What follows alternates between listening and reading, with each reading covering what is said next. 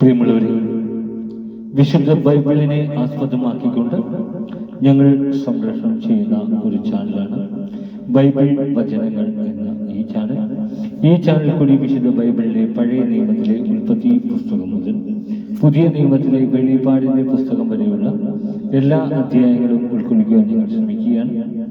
ഈ ദൈവ വചന ഭാഗങ്ങൾ കേൾക്കുന്ന എല്ലാവരും ലോകത്തിന് ശാന്തിയും സമാധാനവും നന്മയും ഉണ്ടാകുവാൻ വേണ്ടി എന്നോടൊപ്പം സർവശക്തനായ ദൈവത്തോട് പ്രാർത്ഥിക്കുക. അതോടൊപ്പം തന്നെ ഈ ചാനൽ കാണുന്ന എല്ലാവരും ഞങ്ങളുടെ ചാനൽ ഒന്ന് സബ്സ്ക്രൈബ് ചെയ്യാൻ മറക്കാതിരിക്കുക. സബ്സ്ക്രൈബ് ചെയ്ത് താഴെ കാണുന്ന ബെൽ ഐക്കണിൽ കൂടി ക്ലിക്ക് ചെയ്ത് ഞങ്ങളുടെ എല്ലാ അധ്യായങ്ങളും നോട്ടിഫിക്കേഷനായി നിങ്ങൾക്ക് ലഭിക്കുന്നത് പോലെ ഞങ്ങളോട് സഹകരിക്കുക. പുതിയതായി കേട്ടു തുടങ്ങുന്ന ഉൽപ്പത്തി പുസ്തകം 1 മുതലുള്ള എല്ലാ ദൈവവചനങ്ങളും കേട്ട് ദൈവാനുഗ്രഹത്തിനായി പ്രാർത്ഥിക്കുക. അതോടൊപ്പം തന്നെ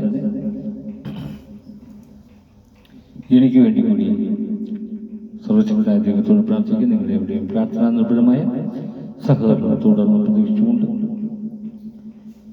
സംഖ്യാപുസ്തകം 24-ാം അധ്യായം.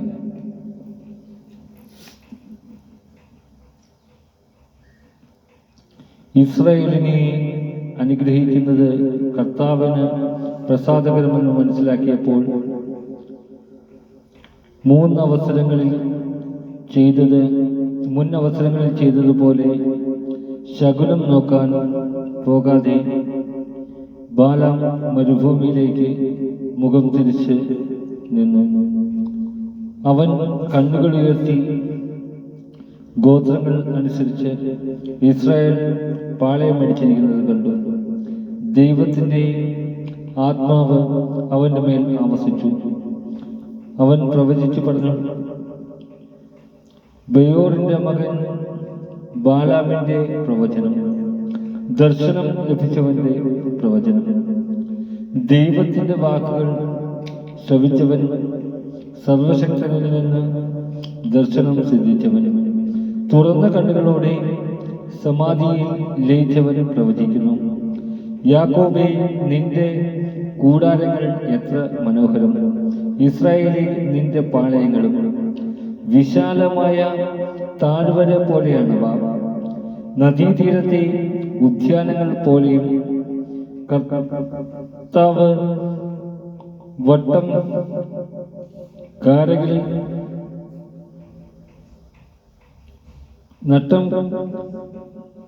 കർത്താവ് നട്ട കാരകിൽ നിര പോലെ, നീർച്ചാൽ അരികെയുള്ള ദേവദാരു പോലെയും. അവന്റെ ഭരണികളിൽ നിന്ന് വെള്ളം കവിഞ്ഞൊഴുകും. വിത്തുകൾക്ക് സമൃദ്ധമായി ജലം ലഭിക്കും.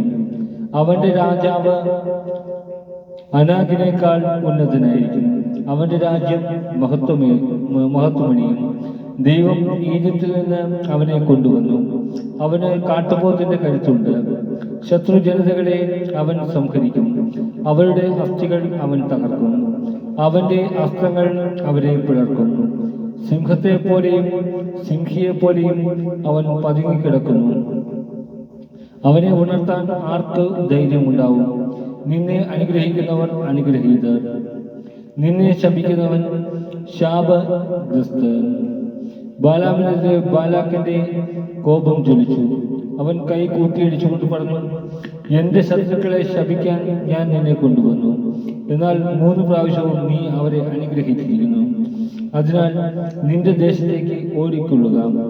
വലിയ ബഹുമതികൾ നൽകാമെന്ന് ഞാൻ വാഗ്ദാനം ചെയ്തിരുന്നു.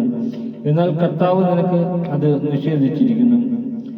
ബാലാം അവനോട് പറഞ്ഞു: നിന്റെ ദൂതന്മാരോട് ഞാൻ പറഞ്ഞില്ലേ, ബാലാക്ക് തന്റെ വീട് നിറയെ പൊന്നും വെള്ളിയും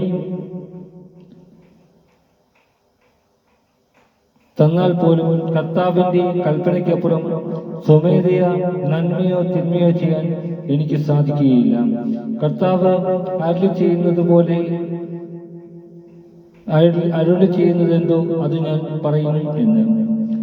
ഇതാ, എന്റെ ജനത്തിന്റെ അടുത്തേക്ക് ഞാൻ മടങ്ങുന്നു. ഭാവിയിൽ ഇസ്രായേൽ നിന്റെ ജനത്തോട് എന്തു ചെയ്യുമെന്ന് ഞാൻ അറിയിക്കാം. ബാലാം പ്രവചനം തുടർന്നു.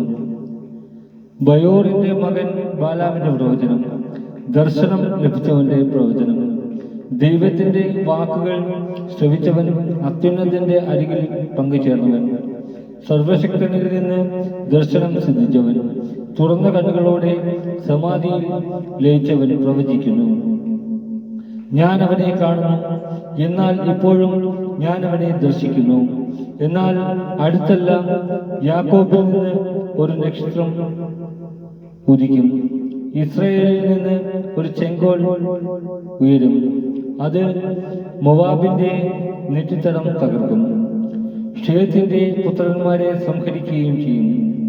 ഏതോ അന്യാധീനമാകും, ശത്രുവായ സെയീറും ഇസ്രായേലിലോ സ്വാധീനം മുന്നേറും. ഭരണം നടത്താനുള്ളത് യാക്കോബിൽ നിന്ന് വരും. പട്ടണങ്ങളിൽ അവശേഷിക്കുന്നവർ നശിപ്പിക്കപ്പെടും. അവൻ അമലേക്കിനെ നോക്കി പ്രവചിച്ചു. അമലേക്ക് ജനതകളിൽ ഒന്നാമനായിരുന്നു. എന്നാൽ അവസാനം അവൻ പൂർണ്ണമായി നശിക്കും. അവൻ കേന്യരെ നോക്കി പ്രവചിച്ചു. നിന്റെ വാസസ്ഥലം സുശക്തമാണ്, പാറയിൽ നീ കൂടുവച്ചിരിക്കുന്നു, എന്നാൽ നീ നശിച്ചു പോകും. അസൂർ നിന്നെ അടിമയായി കൊണ്ടുപോകും.